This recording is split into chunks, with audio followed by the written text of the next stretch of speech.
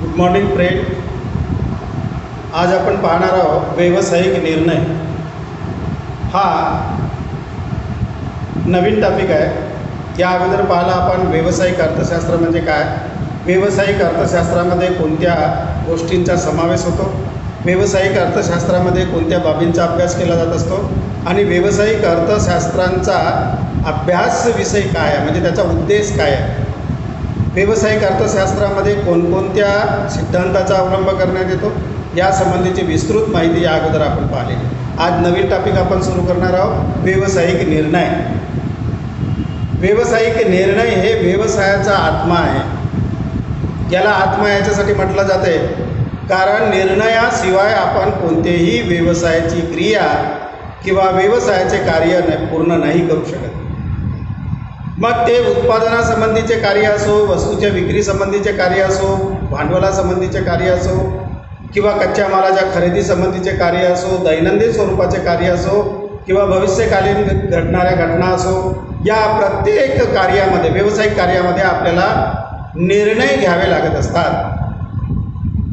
आणि हे निर्णय घेत असताना आपल्याला योग्य प्रकारच्या व्यक्तीची मदत घ्यावी लागत असते. ज्याला ज्या गोष्टीचं ज्ञान आहे अशा प्रकारच्या व्यक्तीची मदत निर्णयामध्ये घ्यावी लागत असते.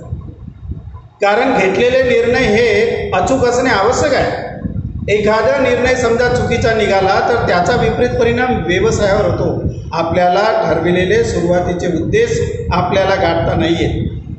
म्हणून उद्देशाच्या पूर्तीसाठी आपण जे सुरुवातीला उद्देश ठरवलेला आहे की व्यवसाय स्थापन करण्याचा मुख्य उद्देश काय आहे, तर प्रत्येक व्यावसायिकाचा हा उद्देश असतो की आपल्याला अधिकाधिक नफा प्राप्त व्हायला पाहिजे. कारण व्यावसायिक आपली पुंजी त्या व्यवसायामध्ये लावत असतो आणि निसंकोच त्या व्यवसायामध्ये आपली पुंजी लावतो आणि कोणीही खर्च करतो तर त्याची अपेक्षा ही असते की आपल्याला फायदा व्हायला पाहिजे, नफा व्हायला पाहिजे.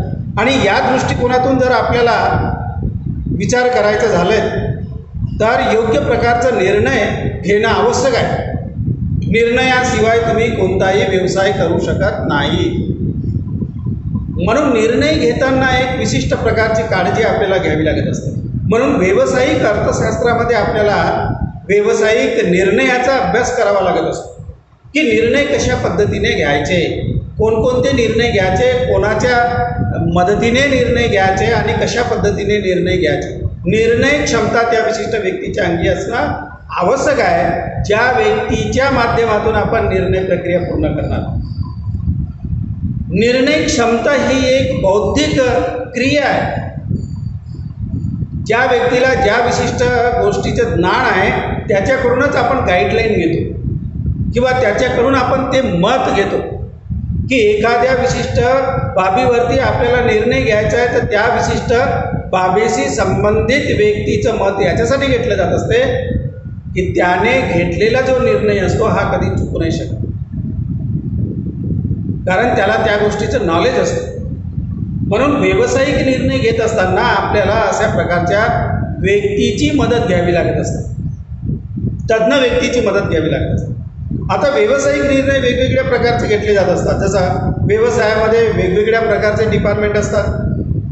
खरेदी डिपार्टमेंट, विक्री डिपार्टमेंट, उत्पादन डिपार्टमेंट, पुंजी भांडवल डिपार्टमेंट, फायनान्स वित्तीय डिपार्टमेंट, हे सर्व डिपार्टमेंट वेगवेगळे असतात. या सर्व डिपार्टमेंटचे कार्य म्हणजे विभागाचे कार्य हे वेगवेगळ्या स्वरूपाचे असतात.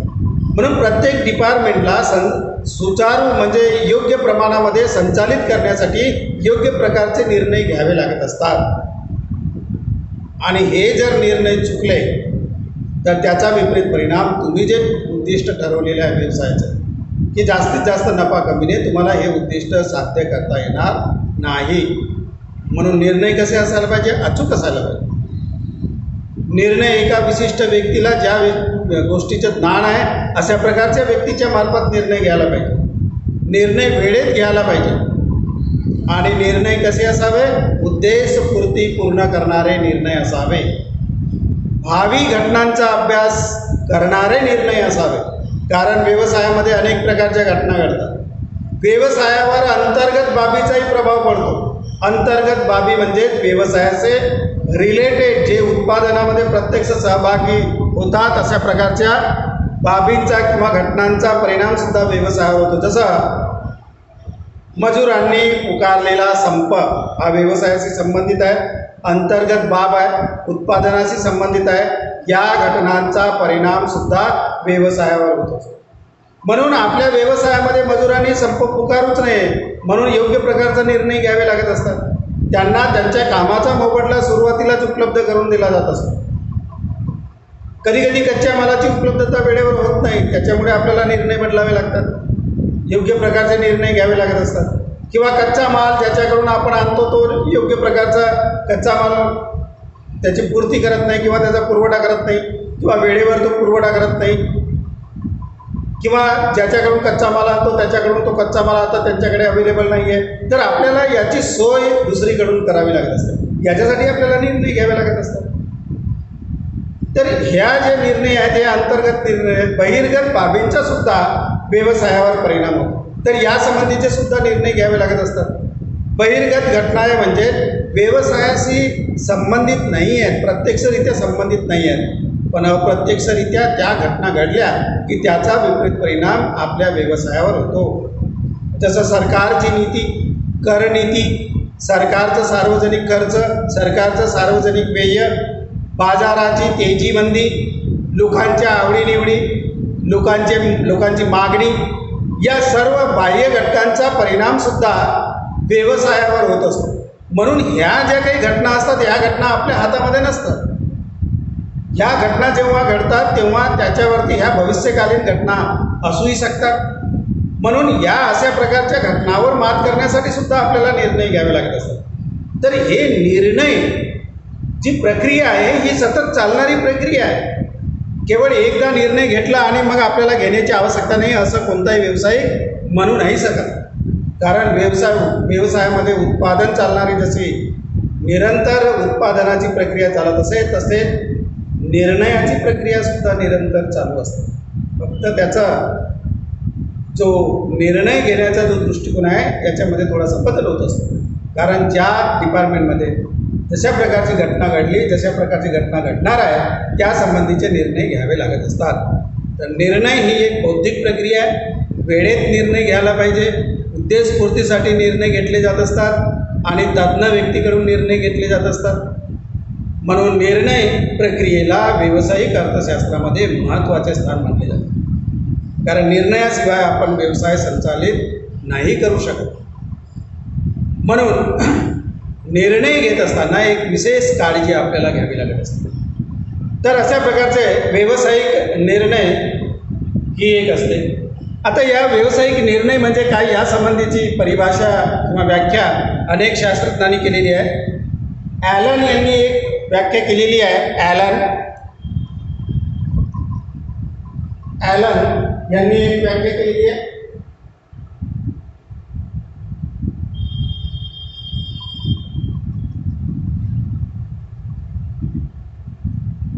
व्यावसायिक निर्णय व्याख्या. व्यावसायिक निर्णय व्याख्या ॲलन यांनी केलेली आहे. त्यांनी असं म्हटलं आहे की निष्कर्ष व निवाड्याप्रती येण्यासाठी व्यवस्थापकाने घेतलेले किंवा करीत असलेले कार्य म्हणजे निर्णय होय. निष्कर्ष किंवा निवाड्याप्रती येण्यासाठी व्यवस्थापकाने केलेले कार्य म्हणजे निर्णय होय. निवाड्याप्रती म्हणजे एक शेवटची स्टेज आहे निर्णय घेताना. निवाड्याप्रती म्हणजे वेगवेगळ्या प्रकारचे पर्याय आपल्याकडे उपलब्ध आहेत, त्या पर्यायामधून योग्य पर्यायाची निवड करणे आणि ते योग्य पर्याय निवडून मग त्याचा निवाडा करणे किंवा त्यामधून निष्कर्ष काढणे की या पर्यायामधून आपल्याला कोणता पर्याय योग्य वाटेल याच्यापर्यंत पोहोचविणे आणि त्याच्यासाठी जे कार्य करावे लागते त्यालाच निर्णय असे म्हणतात. अशा प्रकारची व्याख्या ॲलन यांनी म्हटलं किंवा ॲलन यांनी केलं आहे. निष्कर्ष त्यांनी घेतला आहे निष्कर्ष व निवाड्याप्रती.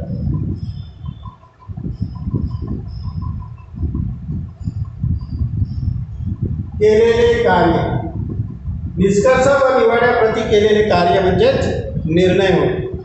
दुसरी व्याख्या केलेली आहे जॉर्ज टेरी यांनी.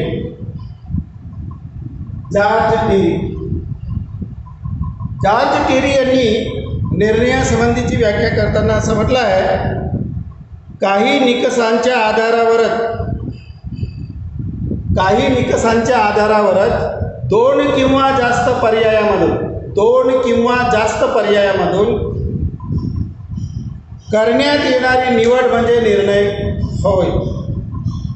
तर जेव्हा आपण दोन किंवा त्यापेक्षा पर्याय आपल्याकडे असतात तेव्हा दोन किंवा त्यापेक्षा जास्त पर्यायामधून जेव्हा आपण एका पर्यायाची निवड करतो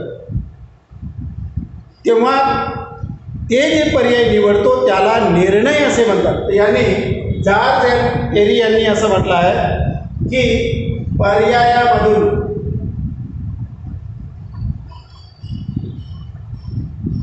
योग्य पर्यायाची निवड, यांनी असं म्हटलं आहे जॉर्ज टेरीनी, पर्यायामधून योग्य पर्यायाची निवड म्हणजे जे काही आपल्याकडे पर्याय आहेत त्याच्यातून योग्य पर्यायाची निवड करणे म्हणजेच निर्णय होय. अशा प्रकारची व्याख्या जॉर्ज टेरी यांनी या ठिकाणी मांडलेली आहे. अनेक शास्त्रज्ञांनी, व्यावसायिक अर्थशास्त्रज्ञांनी वेगवेगळ्या प्रकारची व्याख्या मांडलेली आहे. त्यापैकी महत्त्वाच्या दोन व्याख्या आपण पाहिलं. ॲलन यांनी म्हटलं निष्कर्ष व निवाड्याप्रती केलेले कार्य. निष्कर्ष म्हणजे शेवटी आपल्याकडे खूप सारे पर्याय आहेत, त्या पर्यायाप्रती जेव्हा आपण योग्य प्रकारचे निष्कर्ष काढतो किंवा योग्य प्रकारचं निवाडा आपण करतो तेव्हा ते केलेले कार्य म्हणजे निर्णय होय किंवा व्यावसायिक निर्णय होय. जॉर्ज टेरी यांनी म्हटलं आहे पर्यायामधून योग्य पर्यायाची निवड. अनेक प्रकारचे पर्याय आहेत आपल्याकडे, पण त्या पर्यायामधून आपल्या व्यवसायाला अनुकूल कोणता पर्याय आहे याची निवड करणे म्हणजेच निर्णय होय. तर अशा प्रकारचे निर्णयाची व्याख्या आपल्याला या ठिकाणी पाहावयास मिळते. तर हे याचा अर्थ असा आपल्याला म्हणता येईल की दोन्ही व्याख्याचं जेव्हा आपण विश्लेषण केलं तर त्यावरून आपल्याला असं म्हणता येईल की निर्णय घेत असताना जे काही पर्याय आपल्याकडे उपलब्ध असतात त्यातून योग्य पर्यायाची निवड करणे म्हणजेच निर्णय होय. आणि हे योग्य पर्याय निवडणं हे व्यावसायिकाचं कर्तव्य आहे, ही त्याची जबाबदारी आहे, ही त्याच्या व्यवसायाच्या दृष्टिकोनातून हितकारी आहे. घेतलेले निर्णय समजा चुकीचे निघाले तर त्याचा परिणाम त्याला त्याच्या उद्देशावर होत असतो, व्यवसायावर होत असतो, त्याच्या नफ्यावर होत असतो, त्याच्या उत्पादनावर होत असतो, त्याच्या विक्रीवर होत असतो. म्हणून घेतलेले निर्णय योग्य प्रकारचं असणं आवश्यक आहे. आता व्यावसायिक निर्णय जे घेतले जात असतात ते व्यावसायिक निर्णय कशा स्वरूपाचे असतात, त्याची प्रकृती काय असते, त्याचं नेचर काय असते, त्याचं स्वरूप कसं असतं हे सुद्धा पाहणं आवश्यक आहे. एक सामान्य निर्णय आणि व्यावसायिक निर्णय याच्यामध्ये खूप फरक आहे. सामान्य निर्णय आपण कोणत्याही वेळेस केव्हाही घेतो, पण व्यावसायिक निर्णय हे व्यवसायाच्या प्रक्रियेअंतर्गत येत असते. ते काही निर्णय ठरलेले असतात आणि त्या चौकटीत राहूनच आपल्याला निर्णय घ्यावे लागत असतात. पण व्यावसायिक निर्णय घेत असताना त्याची प्रकृती काय, सामान्य नियमापेक्षा या सामान्य निर्णयापेक्षा ते वेगळे कसे आहेत. तर म्हणून व्यावसायिक निर्णयाची प्रकृती आपण पाहणार आहोत, त्याचं नेचर पाहणार आहोत, त्याचा स्वभाव कसा असतो ते पाहणार आहोत. तर व्यावसायिक निर्णयाचे स्वरूप, त्याचे स्वरूप कसं तर उद्देशपूर्ती. व्यावसायिक निर्णय हे कसे असतात, उद्देशपूर्ती करणारे असतात. कोणती उद्देशपूर्ती, व्यवसायाची उद्देशपूर्ती. आता व्यवसायाची उद्देशपूर्ती म्हणजे काय, तर व्यवसाय ज्या उद्देशासाठी आपण स्थापन केला तो त्या उद्देशाची पूर्ती करणे म्हणजेच व्यावसायिक निर्णयाची उद्देशपूर्ती. आता पूर्ती करणे म्हणजे काय, तर जे काही उद्देश ठरवलं, जसं आपण व्यवसाय ठरवला, आपला सुरुवातीला व्यवसाय स्थापन करण्याचा मुख्य उद्देश काय आहे, अधिकाधिक नफा मिळविणे हा आपला उद्देश आहे. आता या उद्देशपूर्तीसाठी आपल्याला अनेक प्रकारचे निर्णय घ्यावे लागतात. तर व्यावसायिक निर्णयाचा नेचर किंवा स्वभाव किंवा त्याची प्रकृती कशी आहे, उद्देशपूर्ती, व्यवसायाची उद्देशपूर्ती. दुसरा आहे बौद्धिक प्रक्रिया. ही एक बौद्धिक प्रक्रिया आहे. ज्याला ज्या गोष्टीचे ज्ञान आहे त्याचं मत आपल्याला घ्यावं लागत असते. आपल्याला मनात आलं तसा निर्णय घेता येत नाही. ही एक बौद्धिक प्रक्रिया. तज्ज्ञ व्यक्तीची आपल्याला मदत घ्यावी लागत असते. ज्या व्यक्तीला ज्या गोष्टीचं ज्ञान आहे त्याचीच मदत घ्यावी लागत असते. अन्यथा घेतलेले निर्णय हे योग्य होऊ शकत नाही. त्याचा विपरीत परिणाम व्यवसायावर होतो. म्हणून एक बौद्धिक प्रक्रिया. भविष्यकालीन घटनांचा अभ्यास. या व्यावसायिक निर्णयामध्ये भविष्यकालीन घटनांचा अभ्यास केला जात असतो.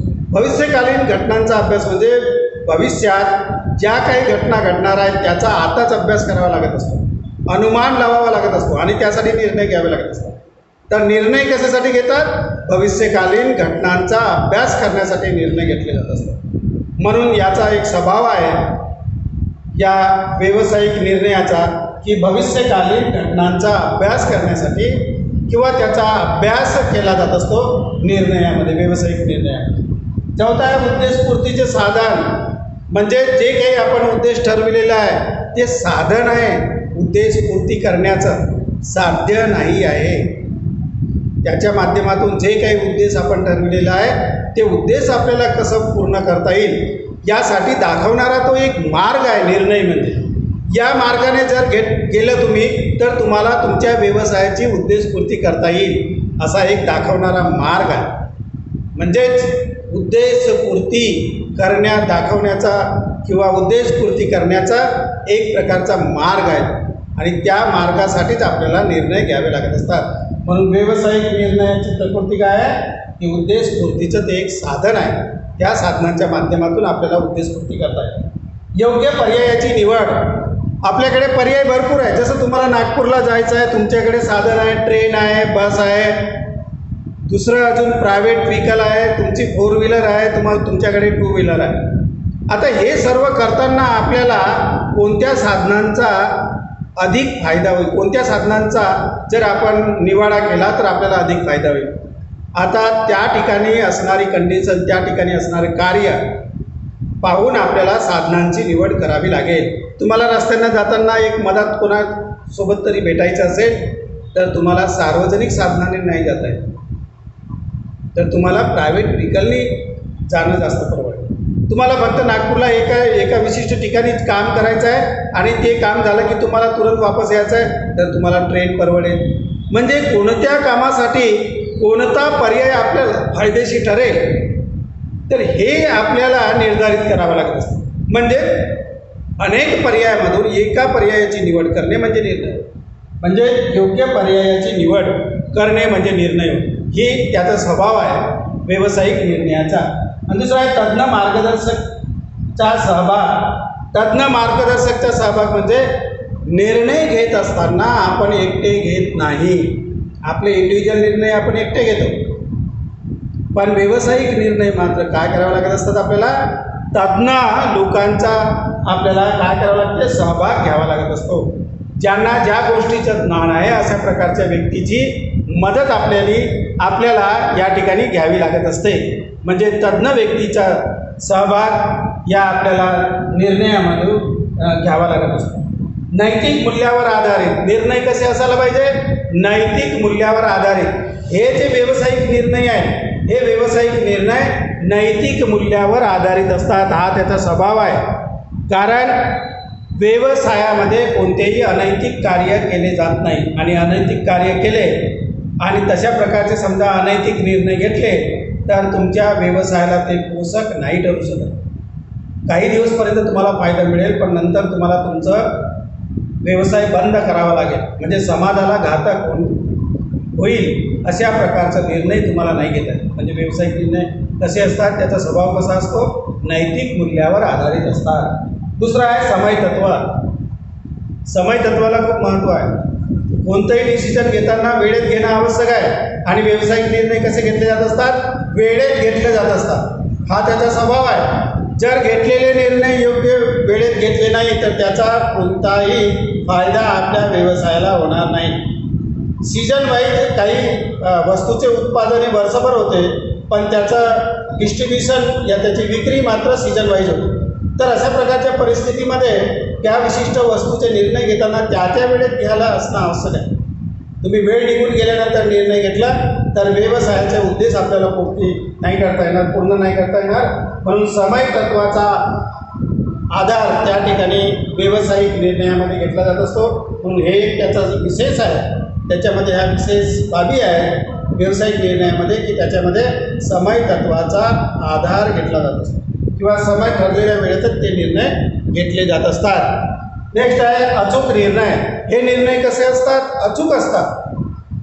त्याच्यामध्ये कोणत्याही प्रकारच्या चुका असणं आवश्यक नाही किंवा चुका नसाव्या. चुका जर असल्या तर त्याचा विपरीत परिणाम कशावर होतो? व्यवसायावर होतो. म्हणजे हे निर्णय कसे असतात?